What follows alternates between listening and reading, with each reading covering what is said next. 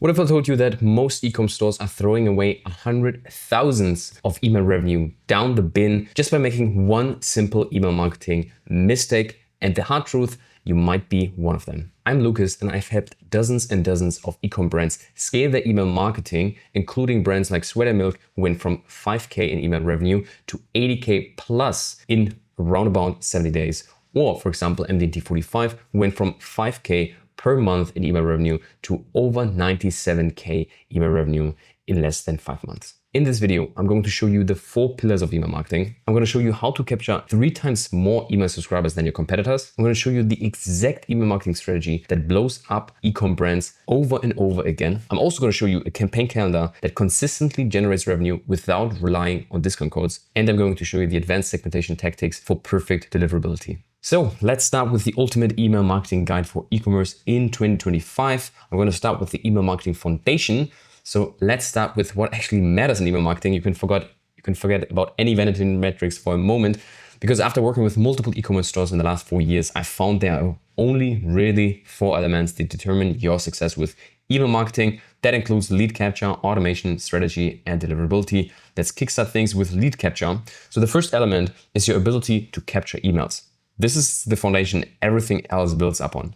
You can have the best email content in the world, but if you're not consistently adding quality subscribers to your list, none of that really matters. So when you understand the lifetime value of an email subscriber, you realize how crucial this is. Every visitor who leaves your site without subscribing represents lost future revenue.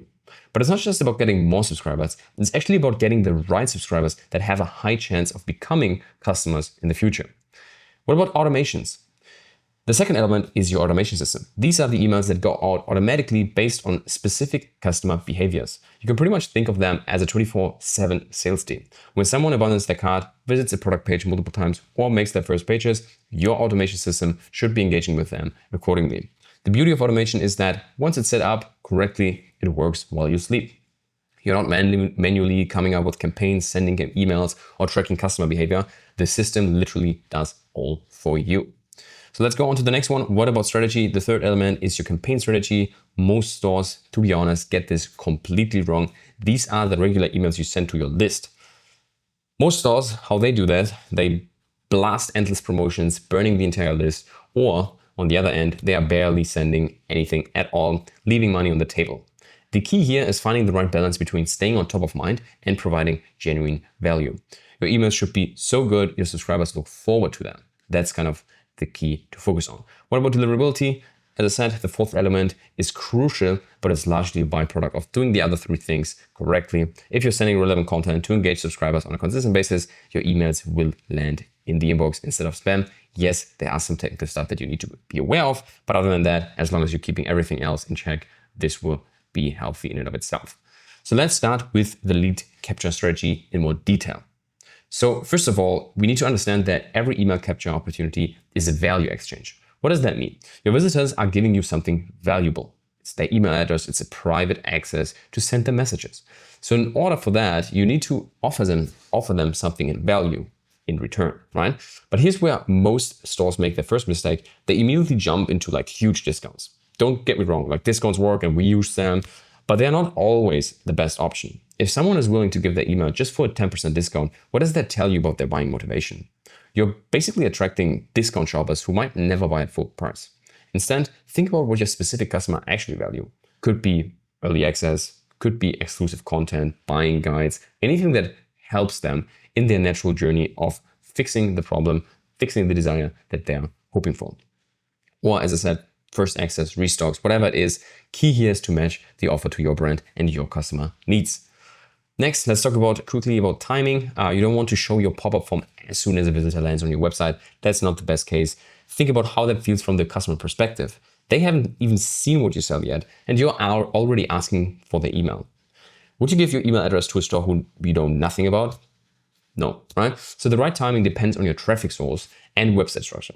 For most stores, you want to wait until someone has shown genuine interest. This usually means waiting at least like 6 to 12 seconds after they land on their site. Give them time to understand what you're selling before you making the offer for the value exchange. For mobile users, you can, which is essentially the majority of your traffic, you can also think a bit differently. You can work with scroll depth, which means, after someone has scrolled 15, 20, 30, 40, 50% down your page, then you can actually show them, because that indicates that they are engaging with your content. So it's not just about timing, it's also who showed interest in reading your page, right? So that's kind of an entire capture strategy. You need kind of different approaches for first-time visitors versus returning visitors, so keep that in mind. Let's talk a little bit about pop-up form design. The actual design of the pop-up form matters too, but probably not in the way you think. Most stores, they obsess about colors and images, but the most important element is actually clarity. Your visitors should understand within 2 seconds what you're offering and how to get it. Anything that doesn't serve that purpose is just a distraction. Keep your form files to an absolute minimum. Every field you add reduces your conversion rate. So you don't really need their first name. You don't really need their birthday. You don't really need their phone number in the first step. Unless you have a specific revenue generating reason for collecting that much information upfront. Other than that, leave it out. An email address should be enough for now. Let's talk about the second one, all the automations, all the flows. Now that you know how to capture leads effectively, it's even more important to understand automations. So these are pretty much your 24/7 revenue generating machines. Most stores, they have like a basic setup. They usually set up an abundant cart sequence, and maybe, hypothetically speaking, they have a welcome series, but there's so much more potential here. So let's break down each essential flow and how to actually structure them. I'm going to focus on these 4 flows in the first place, because that's basically where the majority of your focus should go into. Let's talk about the welcome flow. So this is your chance to make a first impression. Don't just throw a discount email, but think about how that impacts your brand perception. You should have like a carefully crafted sequence that converts a subscriber into a customer. Yes, the first email will drive the most revenue, and yes, you should give the discount code immediately, but the first welcome email also sets the tone of the entire relationship you and the email subscriber have.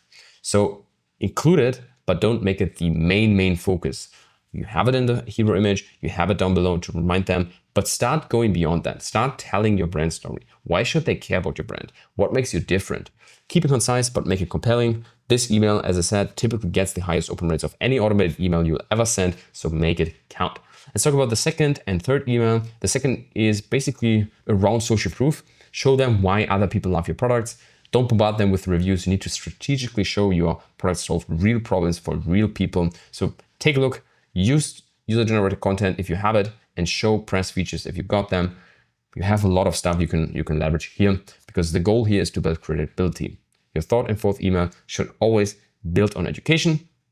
What do people need to get the most value from your products? What questions do first customer usually ask? That's like good in like email 3 and 4th. So answer those proactively. This is not just helpful content, it's actually handling common objections potential customers have when thinking about buying your products. Now let's talk about pretty much all abundant cart flows, all like abundant checkout, abundant cart, browser abandonment. Everyone has one of those abundant cart flows, but most stores actually get it wrong. They either try to win people back with bigger and bigger discounts, or they just send simply one reminder and give up. Here's what actually works. The first email, your first abundant cart should go out usually within a short time frame, but here's the key. Don't make it very salesy, make it helpful. Ask if they had any questions about the product, mention that you noticed they left something in the cart and you want to make sure their shopping experience was as good as possible. This approach often gets people to reply with their actual concerns, which gives you a chance to address them personally. The second email should go around like 24 hours after the initial add to cart trigger. And this is where you bring in social proof, you bring in specific products that they abandon, you show them, if they left a skincare product, you can show them reviews from that with that skincare concerns. That's basically helpful when it comes to making something very specific to their situation and showing them that there's actually proof and they can actually trust you. Your third and fourth email, there you can start with discounts, start with urgency, but it has to be kind of genuine. Try to make it as genuine as possible. Don't just fake up scarcity. So for example, if you have stock levels dropping, if you have a lot of adjustments when it comes to stock, mention it here. If you have something limited time, make it there and just use that as another leverage point. But here's what most stores miss. Include also alternative product recommendations in those third, fourth, fifth email.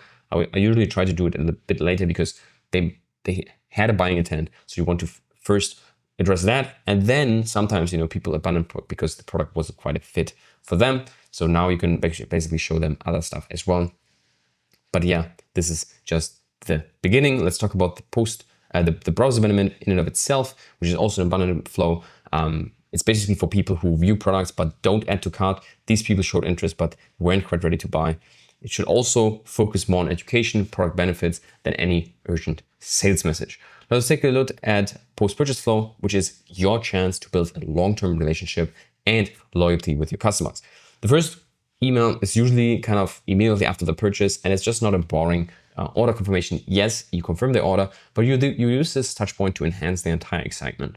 So let them know what happens next, when will it ship, how should they prepare for the product's arrival, what can they expect, stuff like that. Make it a bit more humorous if you're that type of brand. The second email is usually roughly around 24 to 48 hours after the purchase, which focuses entirely on education. You should explain how to incorporate the product into your routine. If it's a tech product, you show how to set it up. You basically make everything around your items and how to get the most value and the maximum value out of their purchase. It reduces returns, it increases satisfaction, and it makes them more likely to buy. The overall goal here is to reduce what we call buying remorse. The third email, that's about usually 5 to 7 days after the product. You can ask them about the experience. You can hype them up. You can basically ask them for testimonials, for feedback. Anything you can do here is helpful. And then you can have a fourth or fifth email where you actually ask them for another purchase, show some other items. That's basically the entire post-purchase flow. Those four are very powerful because they work together as a system. You can also check out my other videos where I have a full breakdown of everything when it comes to all flow automation. That goes a bit more in depth because otherwise it would be too long, this video. So basically you need to regularly review and optimize each and every flow, look at where people drop off, test different approaches and update your content accordingly. The best performing automation systems are constantly evolving based on the data and the customer behavior you actually can see. Now, let's talk about the campaign strategy, which is made of your regular emails to your list. This is where most stores overwhelm their customer with endless promotions or they disappear completely. They show absolutely nothing, only when they need sales. In my opinion, neither approach works long term. You need a sustainable strategy that generates consistent revenue while building stronger relationships with your customers.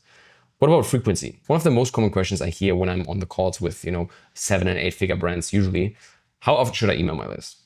In my opinion, the answer isn't once a week or every day or any other arbitrary number. It's about finding a rhythm that your subscribers expect and also value.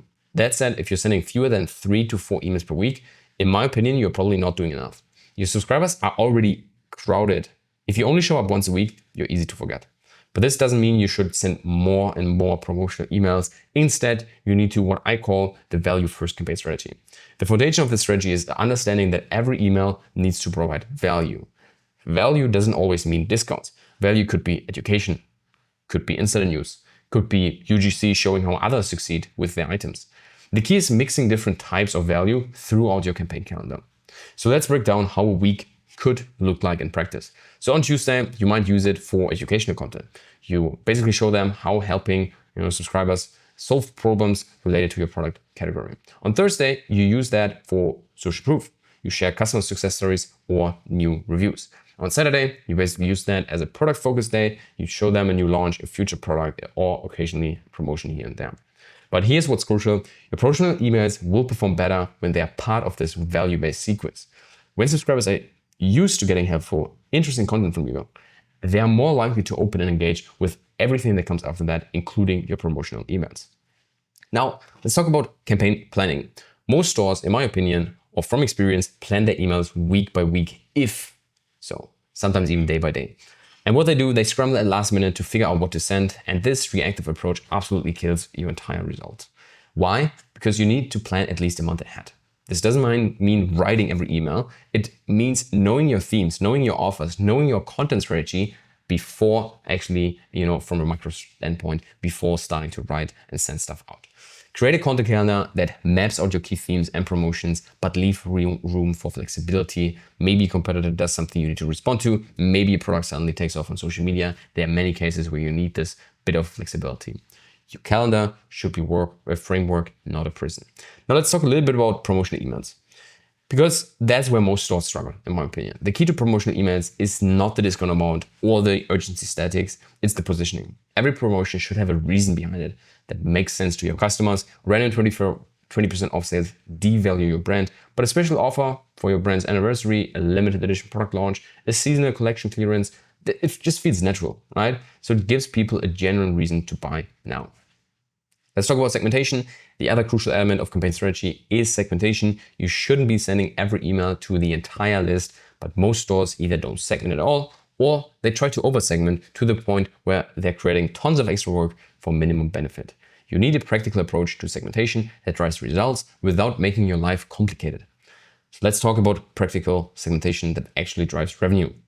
Because forget about all the complex stuff that require a data scientist to understand. Instead, focus on these key segments that make a real difference to your results. The first one is engagement-based segmentation. This is the foundation for good deliverability and strong conversion rates. At its simplest, you're looking at someone who's opening or clicking your emails within the last 30 to 60 to 100 days engaged. These are the most engaged subscribers and they should get your full sending schedule. But don't just ignore everyone else, they need a different approach. For subscribers who haven't engaged in these days, you sometimes here and there have some re-engagement strategies to get them back. Maybe you have a big promo, you get them back. Whatever it is, you need something that they are missing to get them back into the rhythm.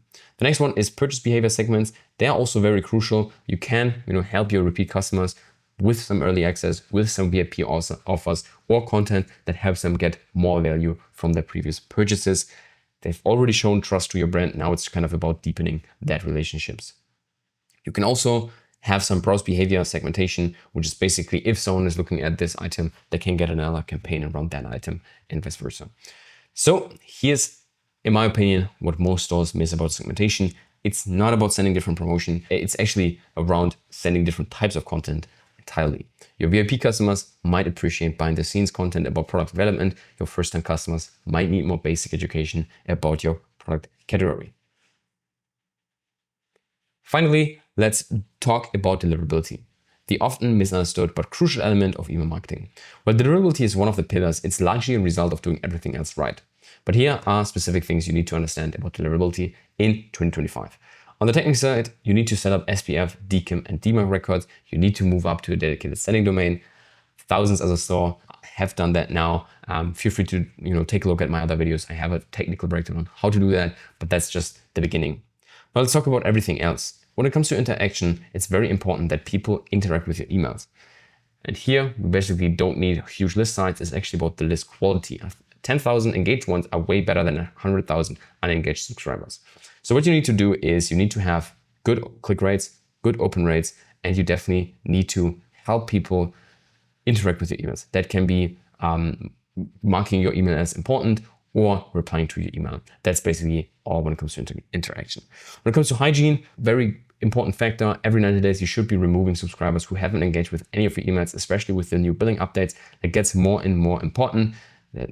I know that means that your list might go down, but your deliverability and your conversion rates will go up. One engaged subscriber is worth more than 100 unengaged ones.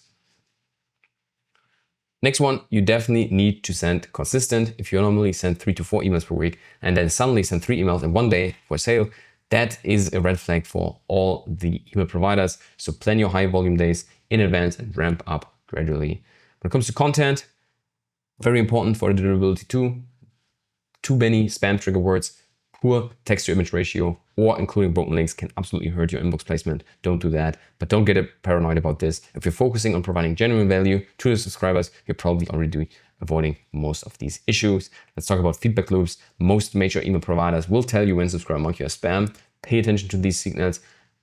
Check Klaviyo for these stats and make sure that you don't run into any issues there. So with this email marketing guide, you're ready to blow up your ecom store. But to be honest, running all of these processes on your own will leave you with little to no time to run your actual business, to grow on the ad side and keep everything in check. So if you want to scale your ecom brand with high converting email marketing, then schedule your call with me. There's a link in the description you can click on. It gets you to my scheduler. And then I'm going to provide you with a free audit. And by the end, you definitely know how to scale your ecom brand.